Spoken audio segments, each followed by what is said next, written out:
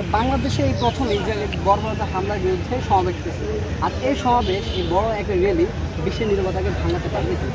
আলহামদুলিল্লাহ ভাই, আমি সর্বপ্রথম বলতে চাই যে আমাদের বাংলাদেশ মুসলিম কান্ট্রির মধ্যে আমরা দেখতে পাচ্ছি প্রায় 92% মুসলমানের দেশ। তো আলহামদুলিল্লাহ আমরা সর্বপ্রথম আমরা অনলাইনে হোক মিডিয়াতে হোক যেভাবে দেখতে পাচ্ছি যে ফিলিস্তিনের পক্ষে এই পর্যন্ত যত মুসলমান দাঁড়িয়েছে, যত ইসলামিক কান্ট্রি দাঁড়িয়েছে, তার মধ্যে অন্যতম হলো আমাদের বাংলাদেশ। আলহামদুলিল্লাহ ঠিক আমরা মনে করি যে একটা ভালো কাজ যখন সে উদ্বুদ্ধ করে ভালো কাজ করে, তখন অন্য অন্য জাতিরা বা মুসলমানরা সেই ভালো কাজগুলি করার চেষ্টা করে।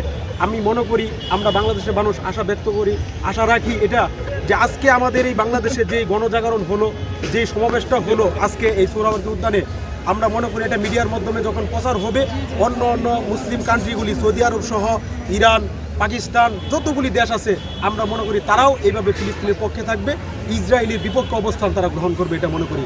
আরেকটা কথা বলতে চাই, আজকে যে ফিলিস্তিন বাইতুল মাকদাস নিয়ে এত পিরাপিরি, এত ইহুদিরা এত এরকমভাবে জুলুম করতেছে, আমরা তাদেরকে বলতে চাই এই ফিলিস্তিনের বাইতুল মাকদাস মুসলমানের ঐতিহ্য, এটা মুসলমানের প্রথম কেবলা ছিল এবং এখনও হয়তোবা নাই, কিন্তু এটা থাকবে আল্লাহ রসুলের ভবিষ্যৎবাণী। কিন্তু এই কেবলাকে আল্লাহ রসুল বলেছেন যে কিয়ামতের আগে অবশ্যই মুসলমানের হাতে আসবে।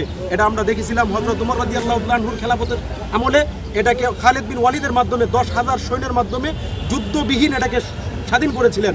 তারপরে প্রায় 600 বছর পরে আবার সুলতান এরকমভাবে সালাউদ্দিন আইয়ুবী রহমতুল্লাহ আলাই তিনি এটাকে আবার স্বাধীন করেছিলেন, আবার এটা ইহুদির হাতে চলে গেছে। এখন আমরা আবার দেখতে পাচ্ছি তারা বর্বরতা যুগ চালাচ্ছে, এরকম কতল করছে, হত্যা করতেছে ফিলিস্তিনি ভাইদেরকে।